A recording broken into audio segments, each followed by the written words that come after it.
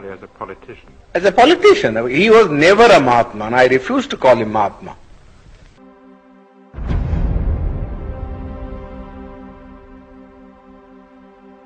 I've never in my life called him Mahatma.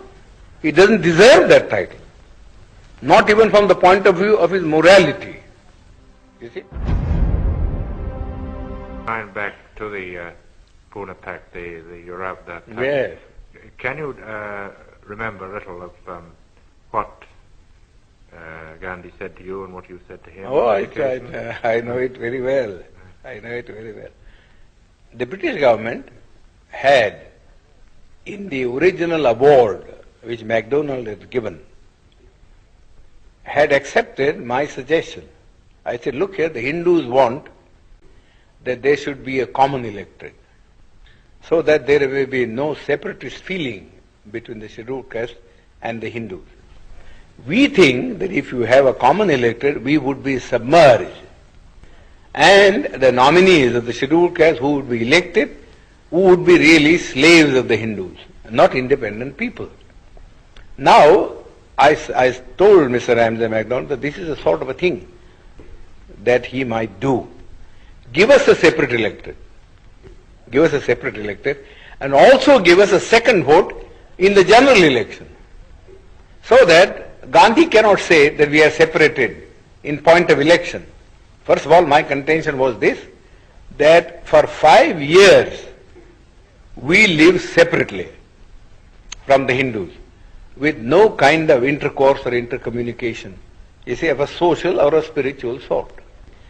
What can one day's cycle of participation in a common electorate do to remove this hardened crust of separatism which has grown for centuries? It's a foolish thing to think that if two people vote together, you see, in a common polling booth, that their hearts are going to change. It's nothing of the kind. Mr. Gandhi has got this madness in him. Well, let this be satisfied by this kind of a system. Give the untouchables 2 votes and give them a population representation of ratio, so that the weightage would be in terms of votes and not in terms of representatives, so that the Gandhi and others may not complain. That Ramsay MacDonald accepted. The award was really my suggestion. I wrote to him a letter from Naples that this is what I would like him to do, you see, so that there may be no trouble. This is exactly what he did. You see, gave us a separate electorate and also a vote in the general electorate. But Gandhi didn't want that we should send our 2 representatives. Therefore, he didn't want the separate electorate part of the award, and went on fast. Then they all came to me and said, well, the British government said, if he agrees to abandon the award, then we have no objection. But we can't abandon the award ourselves. We have given the award, we have taken all things into consideration, and we think this is the basis. You have to read Ramsay MacDonald's letter. It's a very clear statement that we haven't done anything to aggravate the separation. In fact, we are trying to bridge it up by bringing the 2 sections together in a common electoral roll. But Gandhi's object was that we should not get a free, independent representative. Therefore, in the first place, he said, no representation ought to be given to us. That's how his stand in the Round Table Conference. He said, I recognize only 3 communities, namely Hindus, Muslims, and Sikhs. These are the only 3 communities that will have a political recognition in the Constitution. But the Christians or the Anglo-Indians or the scheduled caste will have no place in the Constitution. They must merge themselves in the general community. That was the stand that he had taken. Well, all his friends, I know, you see, were asking him how foolish was his attitude. His own friends had quarreled with him on this subject, that if you are prepared to give a special representation to the Sikhs and special representation to the Muslims, who are 1,000 times superior in strength and political and economic stamina, how can you deny it to the scheduled caste or to the Christian? He always used to say, oh, you don't understand our problem. That's all he was saying. Alexander even, who was a great friend of his, had a serious quarrel with him, as he told me. Then that French woman, who was his disciple, I forget her name now, she also had a great quarrel with him. That we don't understand this attitude. Either you say, we won't give anything to anybody. Let there be just a common role. Then we can understand that that's a democratic thing. Go on saying that you will give it to the Muslims and you give it to the Sikhs, but not to the scheduled caste, seems absurd.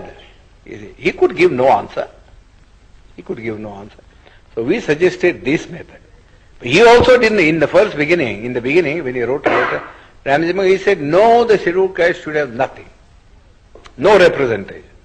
You see. Then his own friend said to him, this was asking for too much. You see, nobody would support you in this matter. Then Malviya and others came to me and said, well, could you not help us to solve this problem? You see, I said, well, I don't want to solve this problem by sacrificing what we have been able to get from the British Premier. So you went to Poona? As I said, I suggested alternative formula.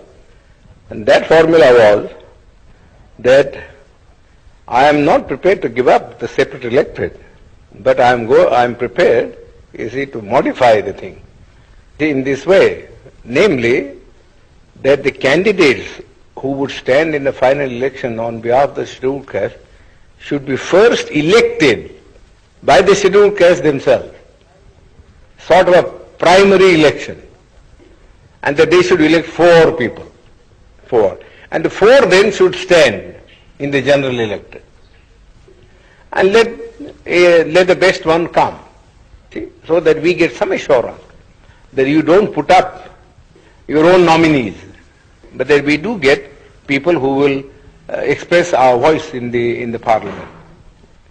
That Mr. Gandhi had to accept, so he accepted that. Of course, we had the benefit of it only in one election, in 1937. There you will see that the Federation swept the poll. Gandhi was not able to get a single candidate of his party elected. Well, did he bargain very hard at the end of his fast? Oh, of course. He bargained and bargained. I said nothing doing. I am prepared to save your life, provided you do not make hard terms. But I am not going to save your life at the cost of the life of my people. This is too much. How much I have labored in all this, I know very well.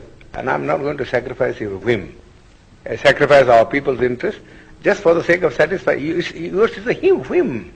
How can one day's common election alter the situation? Simply cannot alter the situation. So really he worked entirely as a politician. As a politician. He was never a Mahatma, and I refuse to call him Mahatma. I've never in my life called him Mahatma. He doesn't deserve that title. Not even from the point of view of his morality. You see?